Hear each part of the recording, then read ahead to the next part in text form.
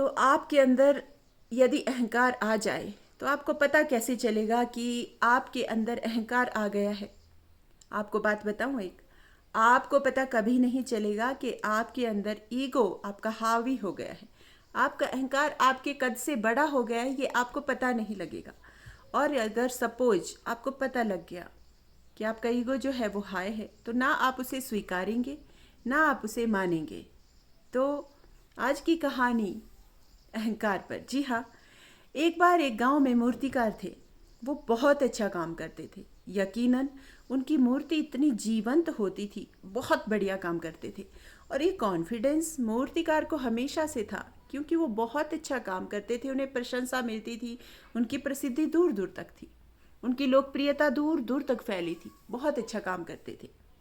लेकिन उन्हें ये एहसास नहीं था कि कब उनका कॉन्फिडेंस अहंकार में बदल गया, कि वो ये महसूस कराते थे कि सिर्फ वही एक मूर्ति अच्छा बना सकते हैं, बाकी कोई नहीं।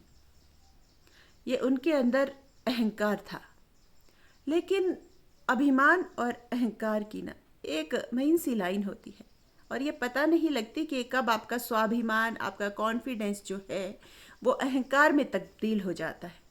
तो मूर्तिकार को लगा कि मैं तो बहुत अच्छा काम करता हूँ। अब ये उम्र के आखिरी पड़ाव पर थे और इनको लगा कि मैं अभी मरना नहीं चाहता। इनका आखिरी समय आ गया था कि यमदूत आने ही वाले थे उन्हें ले जाने के लिए, उनके प्राण हरने के लिए। और उनको ये था कि मैं अभी मरना नहीं चाहता, अभी और मूर्तियाँ बना सकता हूँ। तो ये उनके लिए ओवर कॉन्फिडेंस था। उन्हें लगा कि मैं तो यमदूत को मूर्ख बनाता हूँ, झांसा देता हूँ। और झांसा उन्होंने कैसे दिया कि उनकी जो मूर्ति होती थी बहुत जीवंत होती थी। उन्होंने 10 ऐसी मूर्ति बनाई कि जैसे खुद बैठे हुए मूर्तिकार, और 11वीं जगह वो खुद बैठ गए। उसी स्टाइल में उन्होंने मूर्ति बनाई। अब ये मूर्तियाँ इतनी जीवंत लग रही थी कि फ़र्क करना बहुत मुश्किल था कि मूर्तिकार कौन है और मूर्ति कौन सी है। खुद भी एक मूर्त बनकर बैठ गए ताकि यमदूत को झांसा दिया जा सके, गुमराह किया जा सके कि यहाँ मूर्तिकार है ही नहीं। अब बारी थी यमदूत की। वो जब आए उनके प्राण हरने के लिए, उन्हें लगा कि 10 मूर्ति है, 11 मूर्ति। अब 11 मूर्ति में उन्हें तो पता था कि मूर्तिकार को बहुत अहंकार है। उन्हें लगा कि कैसे वो उनके प्राण लेके जाएं। तो सवाल ये था कि अब यमदूत को पता भी था कि वो अहंकारी है, ये भी पता था कि मूर्तिकार की जो कला है बहुत खूबसूरत है, ख़त्म नहीं किया जाना चाहिए। तो 10-11 मूर्ति तोड़ देते तो पता लगा लेते कि कौन था। लेकिन उन्होंने ऐसा नहीं किया। उन्होंने भी एक तरकीब सोची।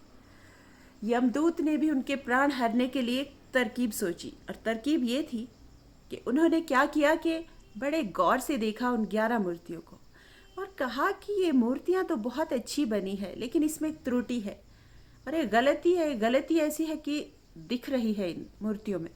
मूर्तिकार का अहम जाग गया और एकदम से खड़ा होकर बोलता है कि इसमें कोई भी गलती नहीं, मैंने इतनी परफेक्ट मूर्तियाँ बनाई है, इनमें कोई गलती नहीं। बस पोल वहीं पर खुल गई और मूर्तिकार के उन्होंने प्राण हर लिए।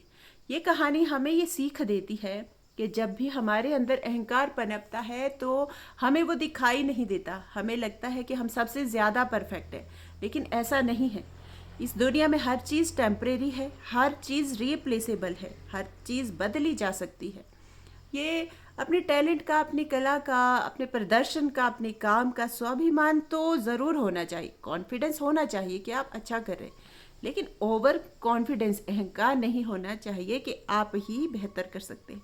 क्योंकि बहुत सारे लोग हैं, यानी कि बहुत ज़्यादा लोग हैं जो आपसे भी कहीं ज़्यादा बेहतर कर सकते हैं, जो आपसे भी कहीं ज़्यादा बेहतर हैं।